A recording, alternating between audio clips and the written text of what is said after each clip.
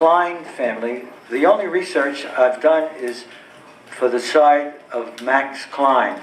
I didn't do my grandmother's because I didn't know anything about it until recently. And you learn about things and get information in the strangest ways. Every document you come across gives you more information that you didn't even know about. And I'll go over those as we go through this. But what I wanted to just emphasize, I did this as a labor of love. The Kleins were a very unique, wonderful, beautiful family. And a number of people here are their grandchildren. I'm the only one from my generation.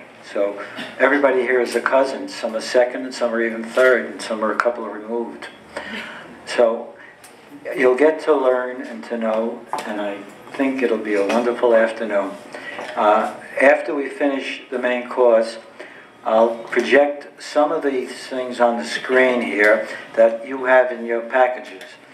The problem in doing a documentary and putting it on DVDs and not being really a professional is you lose a lot.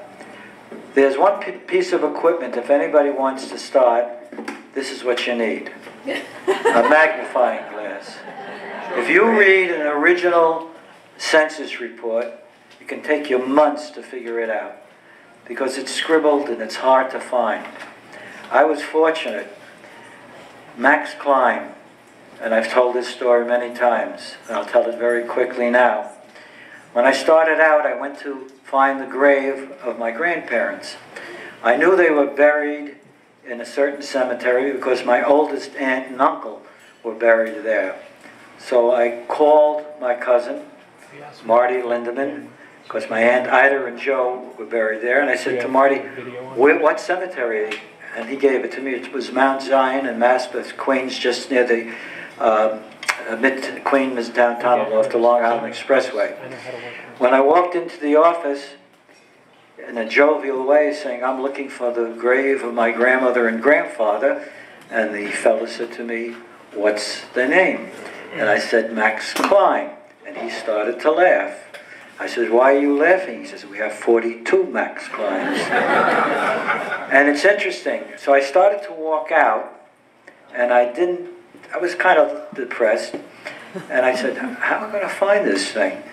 And then I remembered something. I remembered that my mother told me that Jean Barasini, and Susan, her daughter, is here today. There she is. Jean paid for perpetual care of her parents, that was Ida and Joe Lindeman, and for my grandparents. So I said, do me a favor, look at your perpetual care list. Is that updated? He said, oh yeah, it's perfect. I said, look for Ida and Joe Lindeman. And he did. He said, whoops, and here's Max and Fanny Klein. And that's how I found them. But interestingly enough, Max and Fanny Klein were buried in a fraternal plot. I don't know if you know the difference between a regular plot and a fraternal plot. Most of the people that came from Europe, from these little towns, these shtetls and whatever, they congregated and they made these societies, and they bought a piece of property at graves for all the people. And it became what they called a fraternal plot. But everything leads to something else. The name of the plot was the Franz Joseph plot. Now, my mother always told me she was a Galiziana. It didn't mean a thing to me. To me, it was a place in New Jersey or someplace. It sounded like it anyhow. Galicia happened to be one of the major provinces that was at that time under the control of Austria. So Franz Joseph was the emperor. So that told me that my mother told the truth. And there's lots of other clues and things that I'll tell you about as we go along. Okay? Just enjoy your meal now. Oh, yeah.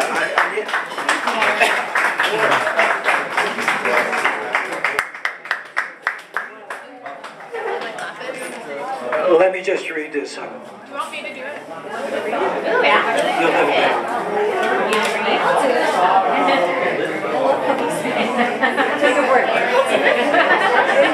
All right, I'm going to try to read this letter, please.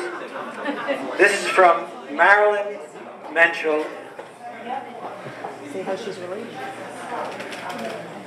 And Marilyn married to a very fine gentleman named Howard Elin, and his grandchildren are here today. Sons. And his son.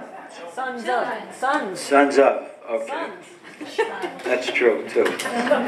Even I get confused, and I know it. This came from Marilyn the other day. She's 92. She has difficulty in hearing and seeing.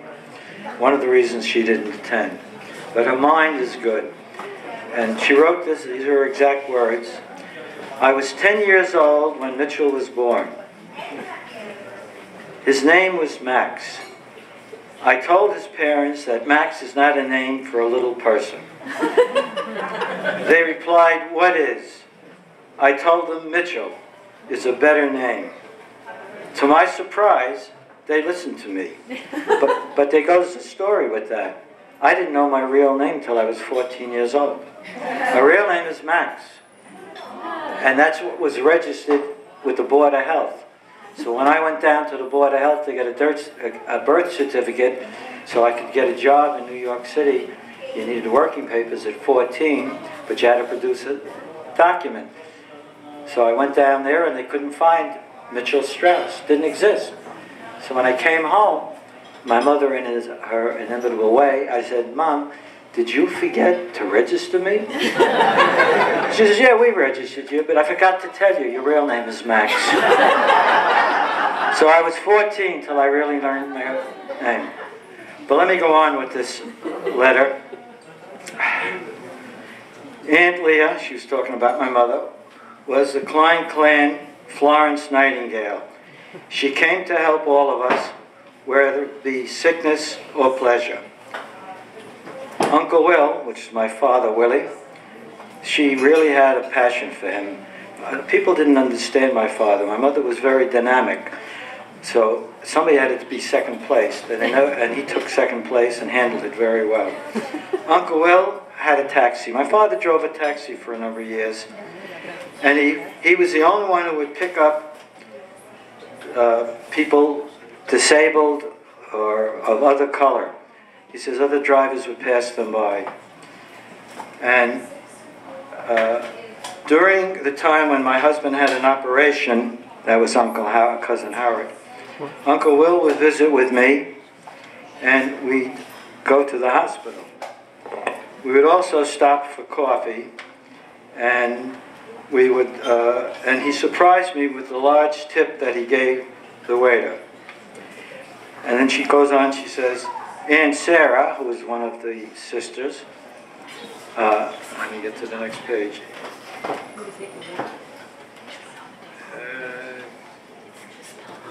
She just talked about Aunt Sarah, and she talked about that she was friendly.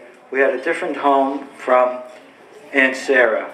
Her kitchen was covered with, always packed with boxes of cookies and other things. Aunt Leah also wore the same house dress forever. Uncle Jack, and their granddaughter is here. Uncle Jack, that was Sarah's husband, had a trucking business with my father, also worked for a number of years. And unfortunately, he passed away, and she writes, Aunt Sarah took over and managed the business for a number of years. And then eventually, her daughter took over when Sarah, Phyllis Gilbert Nadler, and she talks about her mother. My mom was a very striking lady. The mother of 3 girls, and devoted her energies to working in an orphan home. Anna Menschel, who was Anna Klein to begin with, married Max Menschel, it's all on the list, you'll get it, was the president, as I remember it, of the Home for Orphans in Far Rockaway, New York, and spent a lot of time there. One day, my mom was working down, and we saw 2 men fighting. My mother tried to separate them. To her surprise, it was a detective trying to make an arrest. She still has a great sense of humor.